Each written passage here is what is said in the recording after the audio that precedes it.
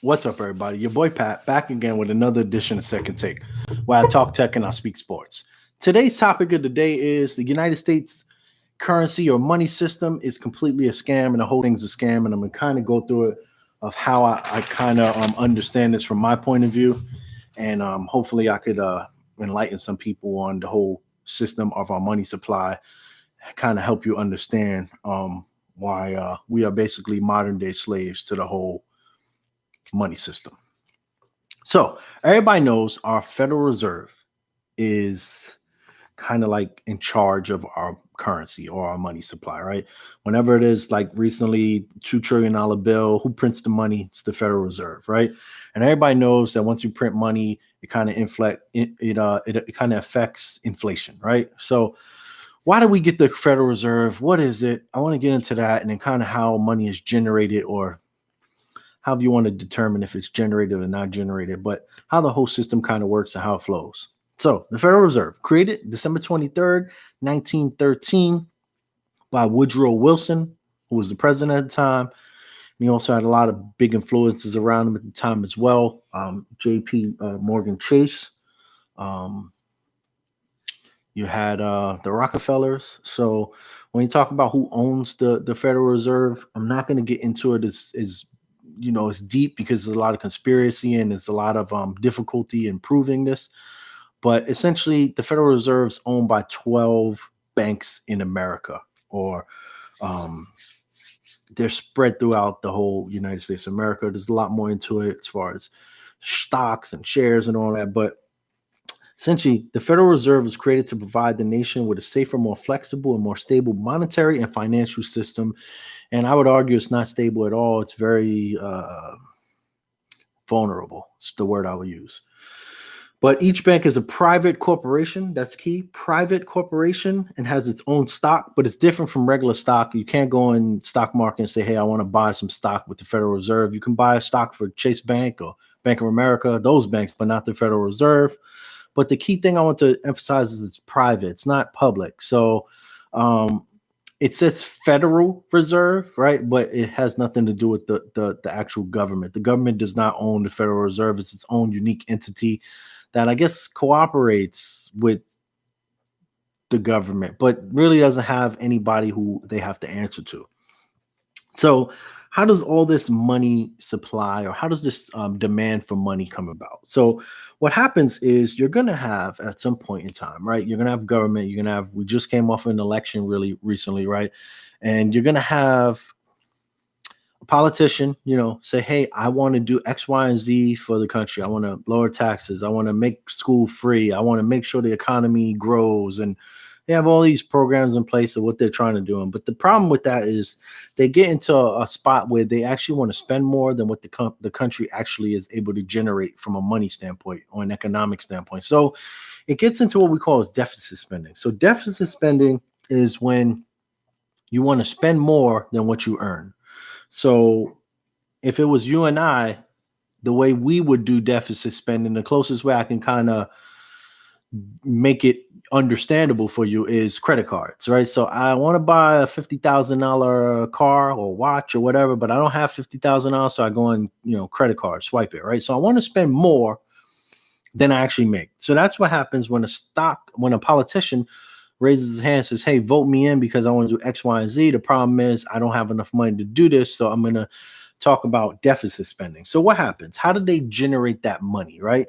So what they do is they ask the Treasury to generate bonds, right? And bonds are essentially just glorified IOUs. Say, here's a bond, buy it from me for $100. In 20 years, I'll give you $115, right? So you're kind of buying something that people perceive to be safe because it's government issued, and eventually I'm going to get paid back and then some. So it's kind of in your best interest, so to speak, right? Might be better options, honestly, but it's a very safe option because the government's always going to, pay on that. At least that's what we've been told or what we've learned, right? So what happens, right? So I got this all written down. I don't want to miss anything. So the Treasury is essentially going to want to sell bonds. But what they're going to do is they're going to want to sell that bond through an auction. And all the banks, Chase, Bank of America, Wells Fargo, all these guys, they're going to bid on them, right? Because they want that bond because they want to be able to say, hey, you're going to pay us how much money? $115 for the $100 bond, yeah, I'll buy them. So what happens is the banks then get those bonds, right? Because I bought the bonds, right? So now I have the bonds. I'm going to get money in the future, but I now have the bonds. Banks don't really have a reason to have those bonds. So what they do is they sell those bonds to the Federal Reserve for a profit, right? And the Federal Reserve, very interestingly enough, they create money, right? So when they're asked to create money, poof, money creates, right? But I'm going to show you how it creates. And then, so let's just keep on track though. The Federal Reserve buys those bonds from the banks, Chase Bank, Wells Fargo, whoever, right? They write them a check, right? So the Federal Reserve actively in their account has $0. So when they're buying a bond, which is essentially an IOU, and now they're buying it with an IOU, kind of makes no sense. You give me an IOU and I give you an IOU back, and that is what exactly is happening. The Treasury and the Federal Reserve are essentially swapping IOUs, and the Federal Reserve is essentially writing a bad check. That's what they're doing. They're writing, hey, how much you want for that bond? $100. Okay, here's $100. I'm writing you a check, right? I know it's going to bounce. Could you do that? No, you couldn't, right? Okay, so that's kind of what happens, though. That is literally what happens, right? So now, once they write that check, guess what happens at Chase? Poof. They sold the bond to the Federal Reserve. The Federal Reserve writes a check to Chase. Poof. Money is in the system. Actual currency gets in the system. And we're going to get into money versus currency. I'm going to probably use them interchangeably here, but they are very different. And please keep that in mind. So now the bank takes the money. And what do they do with the money? They buy more bonds from the Treasury. So the bank is essentially the middleman for corporate America's money system. They are essentially the middleman. They trade IOUs between the Federal Reserve and the Treasury back and forth. And what they do within that whole scheme is poof, money is created. If you don't believe me, go research it. But we're going to get into a little bit more going forward here. So now let's get to the next part. So when you start to trade with the middleman, the Federal Reserve and the Treasury moving these bonds and IOUs and all this, what's going to happen is there's going to be a buildup of bonds at the Federal Reserve, and there's going to be a buildup of currency at the Treasury. Because remember, the bank is buying with it cash that they generated from the Federal Reserve on a false IOU, some make-believe, we have money. They're buying the bonds from the Treasury, so they're giving them tons of money. So the Treasury has tons of money, and the Treasury is giving the bonds to the banks essentially to go to the Federal Reserve. So now the Federal Reserve has tons of bonds, and the Treasury has tons of money. So what happens? The Treasury brings all that money to the government. The government uses it, on all their executive branches, and they go and fund, social things, and they go and fund war and buying guns and all this stuff. And what happens after that? You have government employees who now get a check from the government, right? And what happens is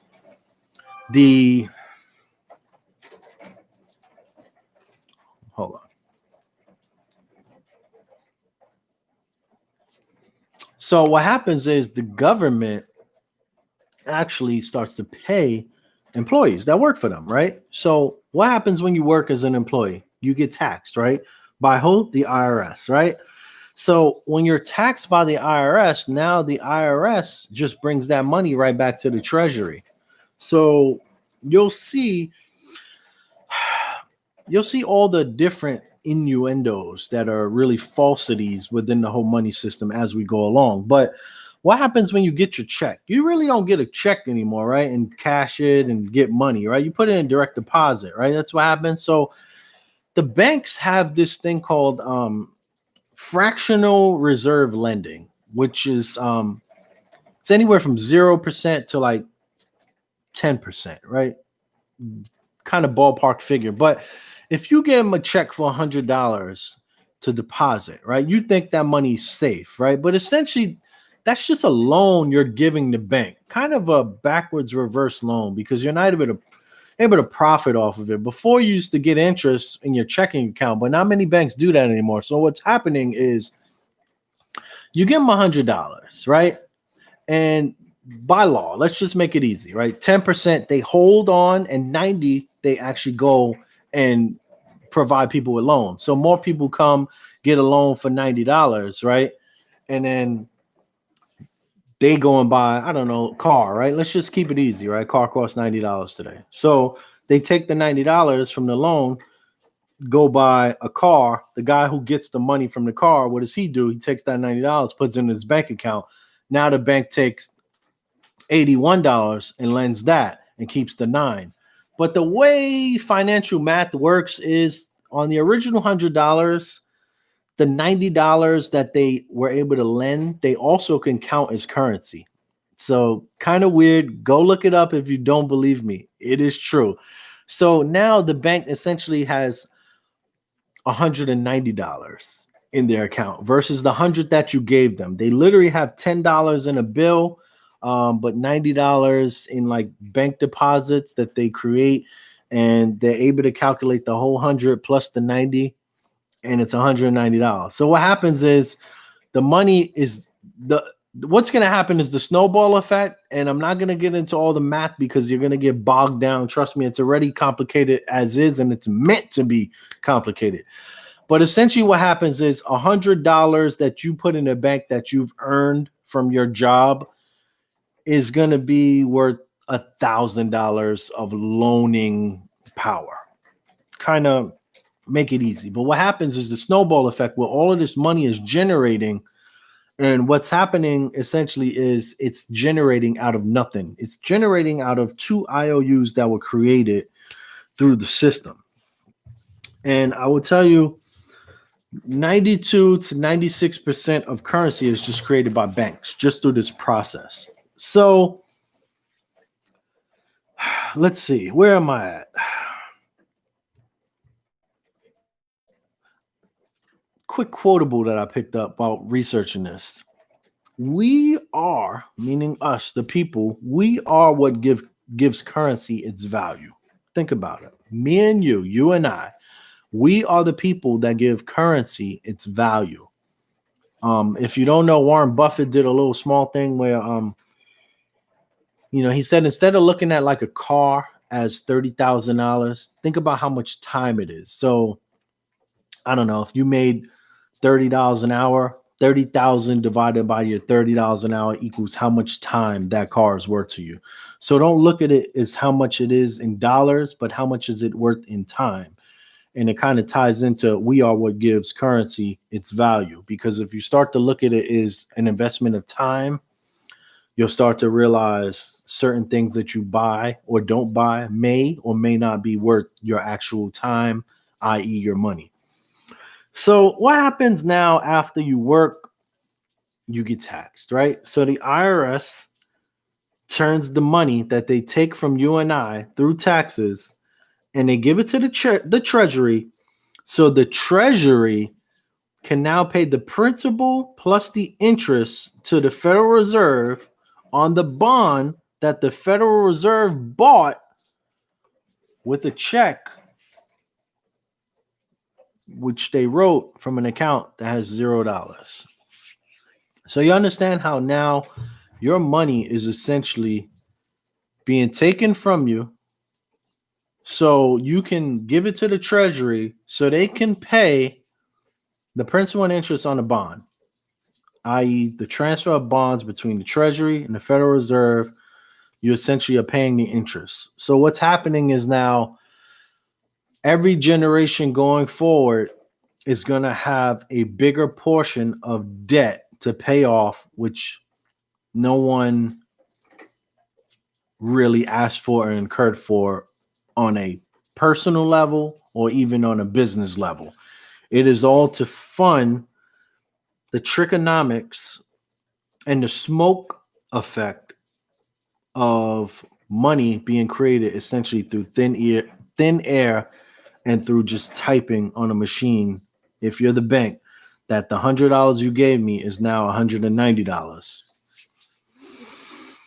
I know, lots to digest. So now let's just go into the personal income tax thing real quick. Remember, the Federal Reserve was created in 1913. Congress passed the personal income tax law in 1909, and it ratified it in when? 1913.